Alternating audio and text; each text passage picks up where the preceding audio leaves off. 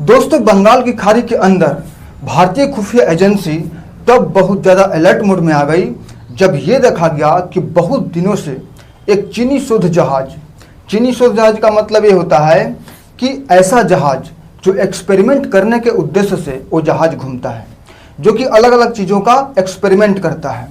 लेकिन ये चीन है साहब, चीन है। चीन शांति से कोई काम कर ले ऐसा हो ही नहीं सकता है। जो आप एक चीन के राष्ट्रपति जी का ये चेहरा जो देख रहे हैं, हंसता हुआ प्यारा सा ये जो चेहरा है, ये हंसता हुआ प्यारा सा जो चेहरा है, इस चेहरे का ये मुखौटा है। ये सिर्फ मुखौटा है। ये जो राष्ट्रपति जो हंसते हुए जो चेहरा है, ये सिर्फ हंसने का एक मुखौटा है। चीन शांति से कोई काम कर ले ऐसा हो ही नहीं सकता है। अब चीन का ये एक्सपेरिमेंटल जो जहाज है, उसे भारत सरकार के द्वारा और भारतीय खुफिया एजेंसी के द्वारा इसे एक जासूसी जहाज के रूप में देखा जा रहा है। अब भारतीय खुफिया एजेंसी जब इसको जासूसी जहाज के रूप में देख रही है तो इसका कारण क्या है आप लोग जान लीजिए। तो अभी फ्रांस का एक अनसिब लैब नाम का एक खुफिया एजेंसी है जो कि अक्सर इसी टाइप के जहाज का जांच करती है, जो कि खुफिया तरीके से काम करती है। तो उसने एक चीज देखा कि चीन का अब ये जो जहाज है वो 16 दिनों से उसकी गतिविधियां थोड़ा सा संदिग्ध है। अब संदिग्ध गतिविधियां कैसे पता चलेगा, तो मैं आप लोगों को बता दूं कि हर जहाज में एक AIS सिस्टम लगा होता है। अब AIS सिस्टम क्या होता है आप लोग जान लीजिए। AIS सिस्टम का मतलब होता है ऑटोमेटिक आइडेंटिफिकेशन सिस्टम। इसमें क्या होता है कि अगर कोई भी जहाज किसी भी रेंज से गुजरेगा, खास करके ऐसा रेंज जो उसका क्षेत्र नहीं है, तो ऑटोमेटिक वहां का वो रडार में चलाएगा और उसका आइडेंटिफिकेशन नंबर चलेगा और उसके आधार पर वो पता कर लेता है कि यह जहाज क्या कर रहा है। क्योंकि अगर वो बंगाल की खाड़ी में एक्सपेरिमेंट के लिए तैयार है तो क्या होता है कि उसको एक नंबर मिलता है और वो नंबर उस रडार में जाएगा तो वो नंबर शो करेगा। तो वहां का भारतीय खुफिया एजेंसी ये समझ लेती है कि वो जहाज कोई गलत नीयत से तो नहीं है। लेकिन जब कोई जहाज वहां पर एंट्री मारता है तो वो अपना AIS सिस्टम को बंद कर देता है। अब कभी भी कोई भी जहाज कोई निगरानी या जासूसी के लिए जाता है तो सबसे पहले वो अपना AIS सिस्टम को बंद कर देता है ताकि वहां पर ट्रैप ना हो सके। अब सवाल ये उठता है कि यह जहाज कर क्या रहा था। दोस्तों, फ्रांसीसी जो भी खुफिया एजेंसी है जिसका नाम है अनसिब लैब, तो उसके अनुसार से ये जो जहाज है वो 16 दिनों से अपना AIS सिस्टम को बंद करके रखा था और वो मुख्य रूप से सी बेड मैपिंग और ध्वनियों की पहचान और समुद्री मार्गों की अच्छे से पहचान कर रहा था। और वो पहचान जनरली एंटी सबमरीन वारफेयर, मतलब जिसे शॉर्ट में ASW कहते हैं, और उसके बाद युद्ध से संबंधित निगरानियों के लिए जो भी गतिविधियां बनती हैं, जो भी रणनीति तैयार की जाती है, उसके लिए ये पूरा ग्रुप तैयार करता है। और ये जहाज यही कर रहा था। और चीन ऐसा देश और भारत का मैटर हो और चीन गलत न करे, ये हो ही नहीं सकता है। चीनी हर लोग बहुत भोले वाले होते हैं, लेकिन उनका भोलापन एक मुखौटा होता है, अंदर से बहुत ज्यादा कुटिल होते हैं।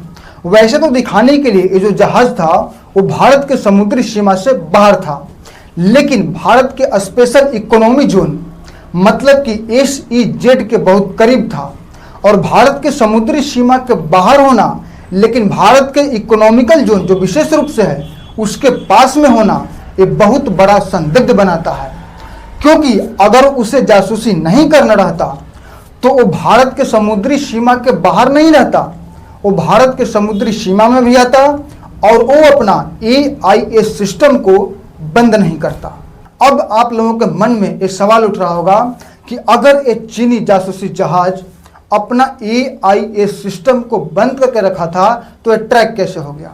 तो सबसे पहले मैं आप लोगों को बता दूं कि ये जो जहाज है वो अपना AIS सिस्टम को बंद करके रखा था, लेकिन वो अपना रेडियो फ्रीक्वेंसी सिस्टम जिसे कि शॉर्ट में RF कहते हैं, वो गलती से चालू रह गया, जिसके कारण ये ट्रैक हो गया। और आप लोगों को बता दूं कि चीन का यह आदत है कि चीन जब भी कोई जासूसी जहाज भेजता है तो वो उसे ये बताकर भेजता है कि वो एक्सपेरिमेंट के उद्देश्य से गया है, वो शोध के उद्देश्य से गया है। और बार बार अपनी पहचान को छिपाकर चीन इस टाइप के जहाज भेजते रहता है और उसका केवल और केवल मेन उद्देश्य गुप्त जानकारी प्राप्त करना रहता है, जो कि अक्सर दूसरे देशों को नहीं दी जाती है और उसे लेना गैर कानूनी है। और आप लोगों को बता दूं कि हिंद महासागर के दो प्रमुख जगहों पर, एक श्रीलंका का हम्बनटोटा और एक पाकिस्तान के ग्वादर में, दो बहुत ही तगड़ा निगरानी तंत्र भारत को घेरने के लिए बिछा करके रखा है। भारत को घेरने के लिए ऐसा चीन मानता है और चीन का यह मानना है कि स्टीनो प्लस उसका एक अभियान है, उसके तहत पूरा बंगाल की खाड़ी के थ्रू भारत को घेर सकते हैं।